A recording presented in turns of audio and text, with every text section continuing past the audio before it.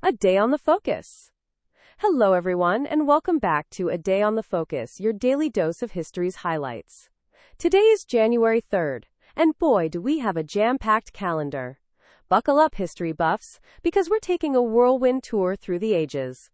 Way back in 69 AD, the Roman army on the Rhine decided their emperor, Galba, was a bit of a dud. So, they went ahead and picked their own boss, Aulus Vitellius. Talk about a power grab. Fast forward to 1521, and Martin Luther gets the ultimate bad news email. He's excommunicated by Pope Leo X. Ouch! The 18th century brings us some good news. 1749 saw the first edition of Berlingske, Denmark's oldest continuously running newspaper, hit the streets.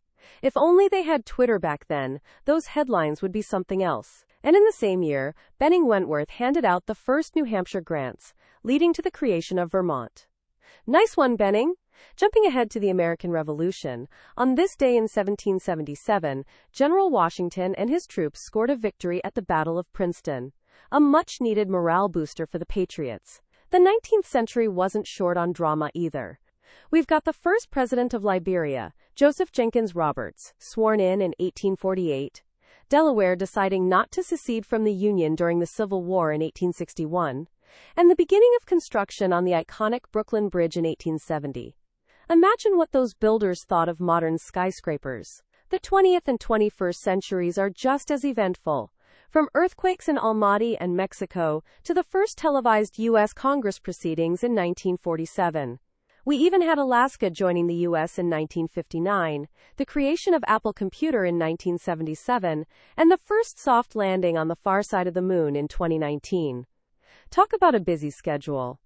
And let's not forget the slightly less cheerful events, like plane crashes and international conflicts sprinkled throughout. And who were we celebrating today? Well, on January 3rd, we honor the birth of Cicero, the famous Roman orator and statesman, way back in 106 BC. I mean, imagine the Twitter wars he could have been involved in. .. Now for a little creative spin on today's historical tidbits. Imagine Cicero attending a press conference alongside General Washington in 1777. Cicero, accustomed to Roman politics, is utterly baffled by Washington's insistence on consensus building and nonviolent diplomacy in the American Revolution. He tries to advise Washington on the subtle art of Roman backstabbing and political maneuvering, but Washington, ever the pragmatist, just smiles kindly and keeps on talking about his strategic retreat. Cicero, frustrated, resorts to quoting Latin poetry to emphasize his points, leading to an utterly bizarre and fascinating press conference. Washington, of course, manages to translate, leading to a rather strained but ultimately peaceful ending. The press is equally bewildered, resulting in the publication of a rather confusing account of the events, ultimately highlighting the stark contrast between the ancient Roman ways and the emerging spirit of the new American nation. The story, though fictional, serves to remind us how different historical periods, even with similar goals, can tackle challenges in vastly different ways. So, there you have it, folks. Another exciting day in history. Until tomorrow, keep those history books open and your minds sharp.